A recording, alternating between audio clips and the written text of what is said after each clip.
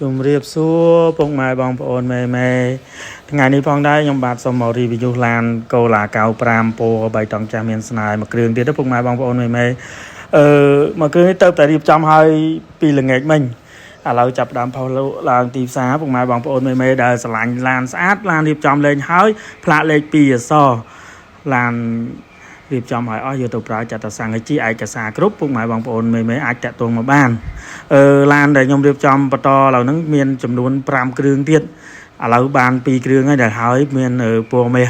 ឆ្នាំ95លេងស្មាច់ហើយនឹង95ពណ៌បៃតងចាស់ដែលខ្ញុំរីវីយូនេះពុកម៉ែបងប្អូនមេតនេឡានស្អាតតនេម៉ាស៊ីនស្អាតប្រអប់លេខស្អាតម៉ាស៊ីនអត់ហុយអត់ហើយប្រអប់លេខអត់បុកអត់កត្រាក់ម៉ាស៊ីនត្រជាក់រងាប្រភេទឡានរៀបចំលេងហើយពុកម៉ែបងប្អូនយកទៅប្រើអត់មានខ្វល់ខ្វាយយកទៅរៀបចំអីទៀតទេយកទៅចាក់តែសង្ឃជីហើយចំពោះឡាននេះដែរពុកម៉ែបងប្អូន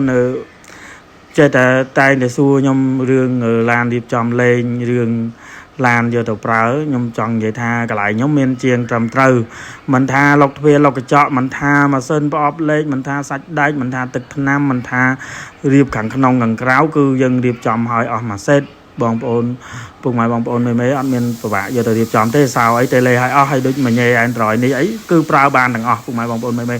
តែមញ៉េ Android នេះខ្ញុំសូមបញ្ជាក់នេះមញ៉េ Android ស៊េរីមុនយើងអាចបើក Bluetooth ឬក៏យើងបញ្ចូល memory ចាក់វីដេអូចាក់អីបានយើងបើកចម្រៀងបានតែយើងវាមិនទំនើបដូចមញ៉េចេញថ្មីក្រោយនេះទេប៉ុន្តែវាប្រភេទ Android គឺវាអេមសម្រាប់ឡានដែលយើងមានមញ៉េ Android ហើយចេះហើយខាងក្នុងពុកម៉ែបងប្អូនមើលខ្ញុំដេកូឲ្យអស់មិនថាស្បែកពូស្បែកចាងពីដានលើគូតក្រោយ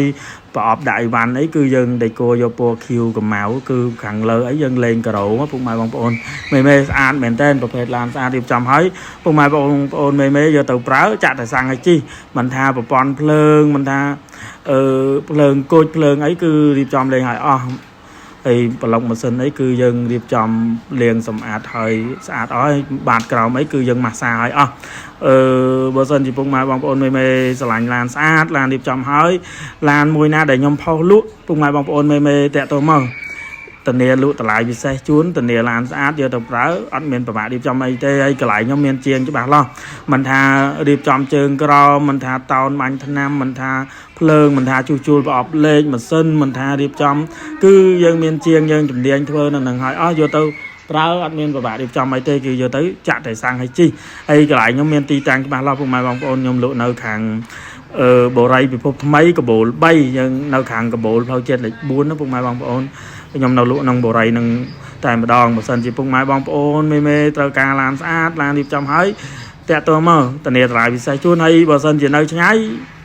និយាយត្រូវតម្លៃនេះគឺខ្ញុំបើកជូនដល់ផ្ទះតែបើសិនជាឆ្ងាយខ្លាំងអាហ្នឹងមានតម្លៃសេវាដែរប៉ុន្តែតនេឡានស្អាតយកទៅជូនគឺយកទៅអេមយកទៅឯកសារគ្រប់អញ្ចឹងវីដេអូមានប៉ុណ្្នឹងទេជម្រាបលាបាយបាយ